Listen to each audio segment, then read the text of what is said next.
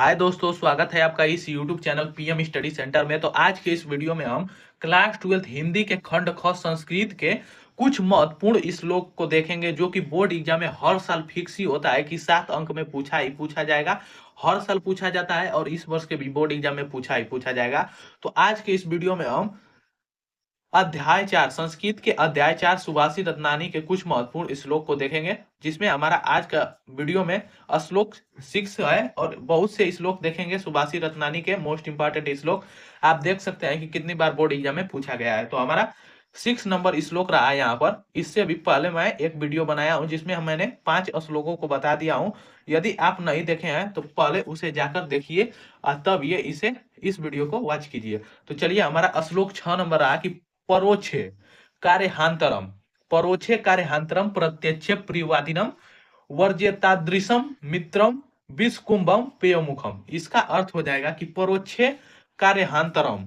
इसका अर्थ हो जाएगा, परोक्षे का मतलब पीठ पीछे, कार्यहांतरम मतलब कार्य को नष्ट करने वाले, प्रत्यक्ष प्रियवादिनम मतलब और सम्मुख। प्रत्यक्ष का मतलब अपने, प्रत्यक्ष मतलब अपने समझ, प्रिय मतलब मीठा, वादिनम का मतलब प्रिय मीठा बोलने वाले मित्र को यहाँ पर वर्जते दादृशम मित्रम मतलब वर्जते दादृशम, वर्जते तादृशम मतलब उसी प्रकार त्याग कर देना चाहिए, उस मित्र का उसी प्रकार त्याग कर देना चाहिए जिस प्रकार विषकुंभम का मतलब हो जाएगा कि विष से भरा हुआ घड़ा, अपयो मुखम मतलब जिस प्रकार विष से भरे हुए घड़े के मुख पर दूध लगे, घड़े को त्याग दिया जाता है। देखिए, इस गद्यांश का अर्थ हो जाएगा, जो 6 नंबर श्लोक है हमारा पद्यांश, उसका यहाँ पर अर्थ हो जाएगा कि परोक्षे कार्यहांतरम प्रत्यक्ष प्रियवादिनम, पीठ पीछे वार करने वाले, और प्रत्यक्ष का मतलब सम्मुख प्रिय मीठा बोलने वाले मित्र का वर्जेतादृशम मित्रम विषय कुंभम प्योमिकम, उसी प्रकार त्याग कर देना चाहिए, उस मित्र का उसी प्रकार त्याग कर देना चाहिए जिस प्रकार विष से भरे घड़े के मुख पर लगे दूध का त्याग कर दिया जाता है। मतलब यदि कोई विष से भरा हुआ घड़ा है और उस घड़े के ऊपर दूध लगा हुआ है, घड़े के मुख के ऊपर दूध लगा हुआ है, तो उस घड़े का त्याग उसी प्रकार कर दिया जाता है जिस प्रकार उस मित्र का किया जाता है, जो कि हमारे समझ, हमारे मुख पर प्रिय बोलता हो, मीठा बोलता हो और पीठ पीछे ही हमारी बुराई करता हो और पीठ पीछे वार करता हो, उस मित्र का उसी प्रकार त्याग कर देना चाहिए। तो यह था हमारा श्लोक नंबर 6। चलिए, अगला हमारा श्लोक है, देखिए यहाँ पर उदेति सविता ताम्र स्त्राम स्ताम्र एवास्तमेति च संपोत्तो च विपत्तो च महाक्यरूपता महता के रूपता। इसका अर्थ हो जाएगा कि उदेति सविता ताम्र स्त्राम स्वास्तमेति च। यहाँ पर कह रहा है हमारा श्लोक 7 नंबर कि यहाँ पर उदेति सविता ताम्र अस्त्राम, उदेति का मतलब उगना, मतलब उगना, और सविता का मतलब हो जाएगा यहाँ पर सूर्य, ताम्र अस्त्राम का मतलब क्या होना, डूबना, और एस्तवाति च मतलब यहाँ कहने का अर्थ है कि जब हमारा सूर्य उदित होता है तब भी लाल होता है और जब सूर्य अस्त होता है तब भी वह लाल होता है। तो इस श्लोक के माध्यम से यह कहा गया है कि उदेति सविता ताम्र अस्त्राम एवास्तुमेति च संपत्तो च विपत्तो च महाक्य रूपता। इसका अर्थ हो जाएगा कि जो महान पुरुष होते हैं, गुणवान पुरुष होते हैं, वो न तो सुख में अधिक खुश होते हैं और न ही दुख में अधिक दुखी होते हैं, वो सदैव एक समान बने रहते हैं। जिस प्रकार सूर्य उगते हुए भी लाल दिखाई देता है और सूर्य अस्त होते हुए भी वह लाल दिखाई देता है, उसी प्रकार जो महान पुरुष होते हैं, ज्ञानी पुरुष होते हैं, उनपे सुख और दुख का कोई प्रभाव नहीं पड़ता है और न ही वह अत्यंत सुख में बहुत खुशी महसूस करते हैं और न ही अत्यंत दुख में वह अपने को दुखी महसूस करते हैं। यही कहा गया है हमारा श्लोक 7 में। चलिए, अगला हमारा श्लोक रहा है यहाँ पर, जो कि आप देख सकते हैं कितनी बार बोर्ड एग्जाम में पूछा गया है कि विद्या विदाय धनम मदाय शक्ति, विद्या विवादाय धनम मदाय शक्ति मतलब विद्या विवाद और धन मतलब धन जो है मदद करने, मदाय शक्ति मतलब मदद करने के लिए। अब परेशान परेशान परिपिंडनाय खलस्य साधो विपरीत में तज्ज्ञानम दनाय च रक्षणाय मतलब जो होता है, जो मूर्ख लोग होते हैं, जो मूर्ख व्यक्ति होते हैं, दुष्ट व्यक्ति होते हैं, उनके लिए जो विद्या होती है वो किसके लिए, विवादाय मतलब बात विवाद करने के लिए होती है, और ये धन जो होता है वह दूसरों को क्या करने के लिए, कष्ट पहुंचाने के लिए। और जो धन होता है उनके पास वह घमंड के लिए होता है कि मेरे पास इतना धन है।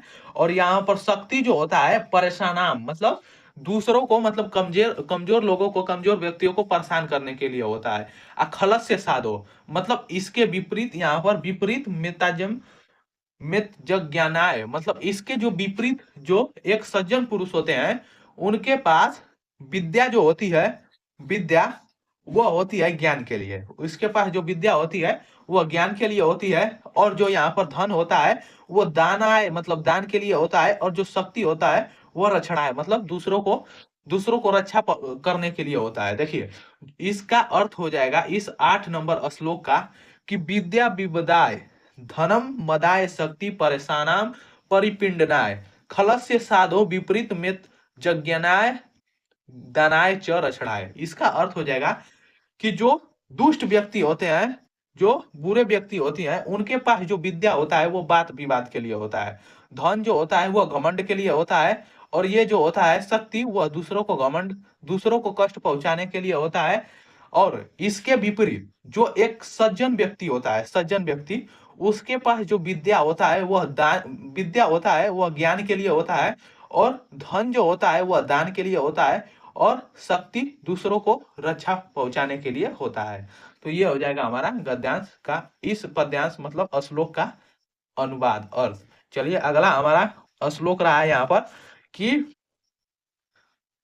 सहसा सहसा विदधित न क्रिया मविवेक परमा पदमा पदम वृणुते हि विमृश्य कारिणाम गुणलुब्धा स्वयमेव संपदा। सहसा विदधित न क्रिया विवेक, इसका अर्थ हो जाए सहसा मतलब क्या हो जाएगा, सोच विचार कर। सहसा का मतलब हो जाएगा बिना सोच विचार का। विदधित मतलब न क्रिया का मतलब नहीं करना चाहिए। विवेक का मतलब हो जाएगा मस्तिष्क, दिमाग, मतलब मस्तिष्क से सोचा हुआ कार्य, बिना सोचा हुआ कार्य नहीं करना चाहिए। अर्थात इसको इस प्रकार भी कह सकते हैं कि बिना सोचे विचारे कोई भी कार्य नहीं करना चाहिए।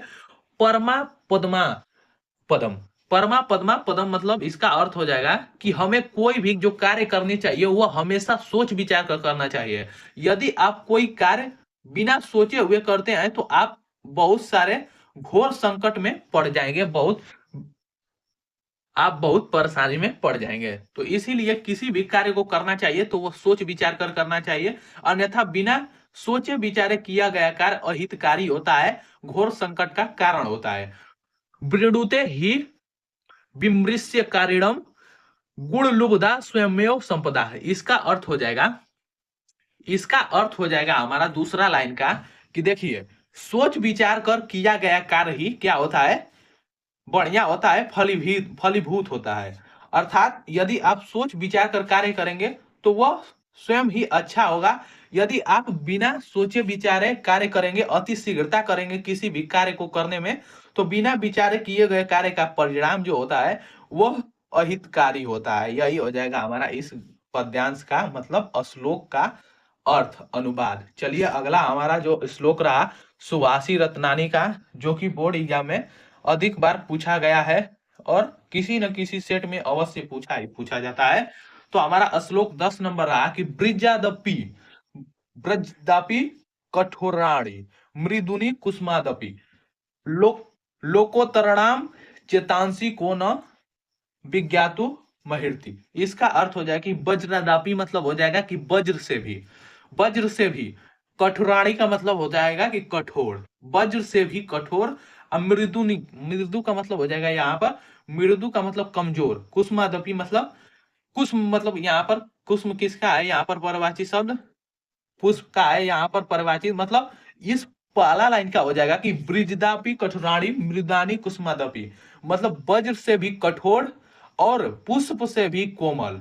लोकांतराणाम मतलब हो जाएगा यहाँ पर असाधारण। और यहाँ पर चेतांसी को न विज्ञातु महर्ति, इसका पूरा अर्थ हो जाएगा कि जो असाधारण पुरुष होते हैं, जो सभी पुरुषों से क्या होते हैं, भिन्न होते हैं, तो उनका जो हृदय होता है वह वज्र से भी कठोर और पुष्प से भी कोमल हृदय को भला कौन जान सकता है, उनके इस हृदय को कोई पहचान नहीं सकता। जो असाधारण व्यक्ति होते हैं, महान पुरुष होते हैं, तो जो महान पुरुष होते हैं, असाधारण व्यक्ति होते हैं, उनके हृदय को भला कौन जान सकता है। उनका हृदय तो वज्र से भी कठोर और पुष्प से भी कोमल दिखाई पड़ता है। तो ये थे हमारे आज के 5 मोस्ट इंपॉर्टेंट श्लोक जो कि बोर्ड एग्जाम में पूछे जा चुके हैं, और इनमें से एक श्लोक आपके बोर्ड एग्जाम में जरूर आएगा ही आएगा। तो आज के वीडियो में बस इतना ही, मिलते हैं नेक्स्ट वीडियो में। और यदि यह वीडियो पसंद आए तो इसे ज्यादा से ज्यादा लाइक, शेयर और चैनल को सब्सक्राइब करना ना भूलें। और वीडियो को पूरे लास्ट तक देखने के लिए बहुत बहुत धन्यवाद।